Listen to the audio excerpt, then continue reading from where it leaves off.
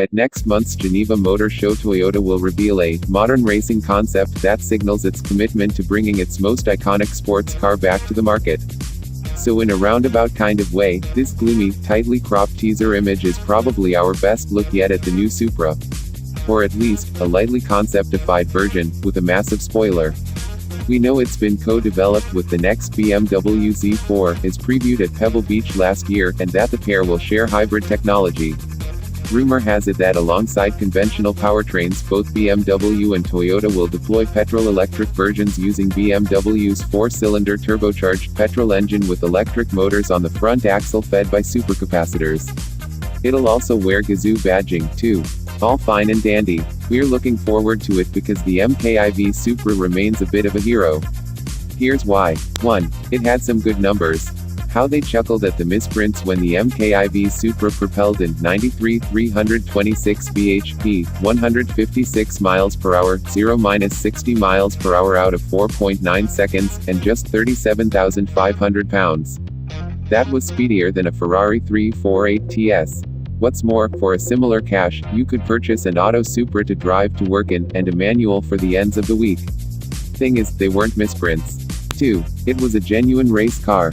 Past the Dominic Toretto school of hustling, in which it additionally performed radiantly, superbly, the Supra won its class in the Swiss mountain races, completed 14th at Le Mans, zoomed up Pikes Peak, was focused in American SCCA dashing, and turned into a predominant power in the All Japan GT Championships (JGTC) from 1995 to 2003. 3. It could turn into an authentic 10-second car. The Supra is a genuinely, truly tunable thing. The twin-turbo 2JZ GTE engine was transmitted in from the impenetrable Japanese straight-six measurement. Different occupants incorporate the Nissan Skyline R32, R33 6er, so it can be tinkered to deliver more than 1000 bhp. As Toretto would have it, recently pop the hood, toss in some overnight parts from Japan, simply put it on your tab at Harry's, and you'll have yourself a 10-second car. 4. It's got a proper driver's cabin. The inside's much the same as a solitary seat racer, there's a circle of instruments, and they're altogether calculated at the driver. Additionally, the rev counter's huge and in the center, much the same as you'd find on an old Porsche 911. 5. It's related to the 2000 GT. Sort of trace the front-mounted 6-cylinder engine, raise wheel drive Grand Tour bloodline back through Toyota history, and you wind up at the 2000 GT. Which is, clearly, splendid.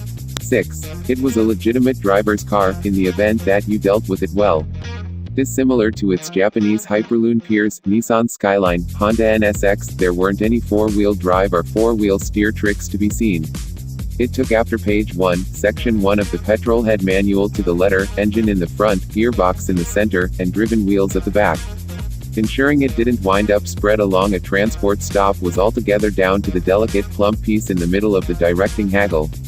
7. It conveyed its compelling twin-turbo control pleasantly. The Supra had a twin-turbo setup that kept running in arrangement, which resolved the turbo slack normal to most other anomalous suction Japanese engines. 94 each penny of pinnacle torque was accessible the distance from 1,300 revolutions per minute to 4,500 revolutions per minute, preceding you were stopped at 156 miles per hour. 8. Because you lot loved it. From April 1978 to July 2002, add up to creation of the two Celica Supra and strict Supra ages remained at 593,337 units. For a specialty Japanese Supra thing, that is bloomin' amazing.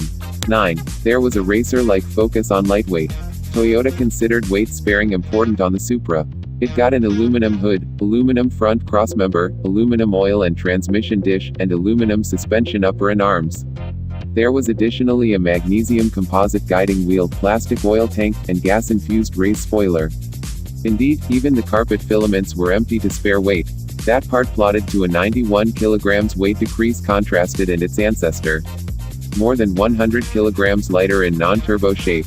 10. It's been deified as a motion picture car legend. It runs an alternate tack from other motion picture saint cars, yet the mysterious, supersonic fame of the Fast and Furious establishment implies the MKIV Supra stays a standout amongst the most unmistakable cars on our planet. The one presented above, which the late Paul Walker drove in the main FF film, sold for a large number of thousands of dollars a couple of years back. What's more, considering the establishment shows no indications of backing off or notwithstanding appearing well and good, the up-and-coming age of petrol heads will require another Supra to ache for. 11. Since it kept Toyota cool. Keep in mind when Toyota implied an option that is other than Prius and Avensis. Something that wasn't widely appealing, but instead on top of it, at that point in the fast track. Alright, so there's the Radiant GT86, but at the same time there's a major, optimistic gap in the lineup. A gap that used to be filled by the Supra, a car that completed 200 miles per hour down the A1, won on Sunday, sold on Monday, and maintained tuning enterprises over the globe. The reckless yin to the dependable yang. Fabricate another one quickly, Toyota. For both our sakes.